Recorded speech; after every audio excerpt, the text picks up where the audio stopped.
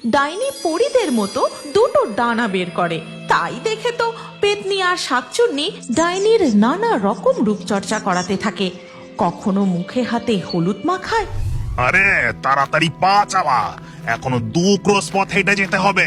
সূর্য ডোবার আগে আমাদের জঙ্গলের পথ পার করে গ্রামে পৌঁছতেই হবে।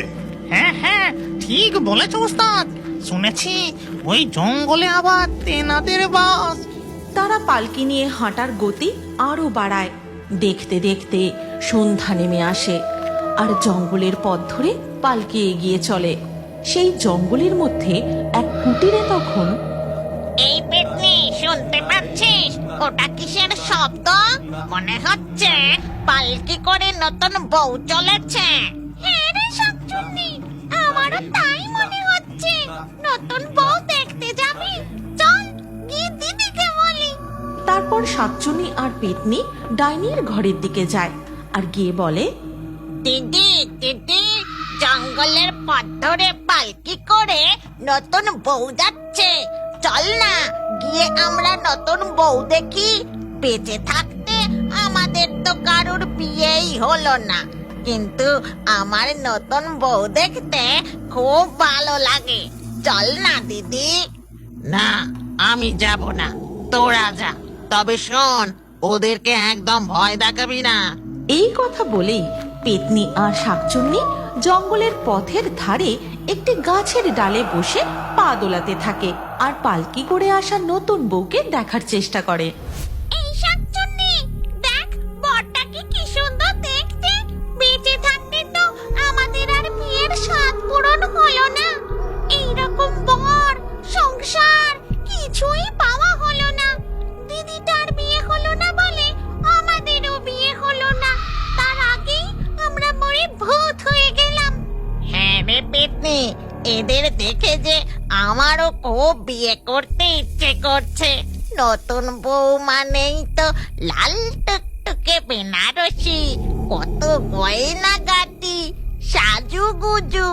তাই নতুন বউ দেখতে হেব্বি লাগে। এই চল না, কাছ থেকে গিয়ে বউটাকে দেখে আসি। তারপর সেই পালকি তাদের সামনে আসতেই শাকচুন্নি আর পেতনি ঝপ করে গাছ থেকে তাদের সামনে ঝাঁপ মারে। তখন শাকচুন্নি আর পেতনিকে দেখেই ওরে বাপরে, ভূত! এই কথা বলেই পালকিওয়ালারা পালকি নামিয়ে রেখে সেখান থেকে দৌড়ে পালিয়ে যায়। পালা রে, সব পালা, যে যার প্রাণ বাঁচা, পালা। কোথায় পালাচ্ছ তোমরা? আমাকে আর আমার বউকে ফেলে যেও না, দাঁড়াও। ও বউ, তাড়াতাড়ি বেরিয়ে এসো, এক্ষুনি পালাতে হবে। না পালাতে পারলে ভূতে যে আমাদেরই গলা টিপে মেরে ফেলবে। নতুন বর তার বউয়ের হাত ধরে জঙ্গলের পথে দৌড় লাগায়। আরে তোমরা ভয় পেও না গো, আমরা তোমাদের ঘাড় মটকাবো না। আমরা তো শুধু নতুন বউ দেখতে এসেছি। পেতনির গলা শুনে নতুন বর বউ আরো জোরে দৌড়তে থাকে আর শাকচুন্নি ও পেতনি তাদের কুটিরে ফিরে আসে। এরপর ধীরে ধীরে রাত পেরিয়ে সকাল হয়ে যায়। সকালবেলা জঙ্গলের পাশের গ্রামে কিছু সৈন্য এসে ঢেড়া পিটিয়ে ঘোষণা করে, শোনো শোনো শোনো, আগামী পূর্ণিমা তিথিতে রাজামশাই তার পুত্রের জন্য এক স্বয়ম্বর সভার আয়োজন করেছেন। এই রাজ্যের সমস্ত গুণবতী কন্যারা সেই সভায় অংশগ্রহণ করতে পারবে। রাজামশাই রূপ ও গুণের বিচার করে তার পুত্রের জন্য যোগ্য পাত্রী নির্বাচন করবে। আর এই সমস্ত কথা গ্রামের ধারের এক গাছে বসে বসে শুনছিল শাকচুন্নি আর পেতনি। তারা এই খবর শুনেই, এই পেতনি, আমি যেটা ভাবছি তুইও কি সেটাই ভাবছিস? হ্যাঁ রে, দিদিকে যদি একবার বিয়েতে রাজি করাতে পারি তাহলে পরপর আমাদেরও ঠিক বিয়ে হয়ে যাবে। চল, এখন আমাদের প্রথম কাজ হলো দিদিকে গিয়ে রাজি করানো।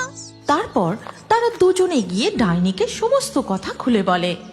না না না, এটা কিছুতেই সম্ভব নয়। ওই রাজার স্বয়ম্বর সভায় কিনা আমি যাব? ওখানে কত সুন্দরী রাজকুমারীরা আসবে, আর আমি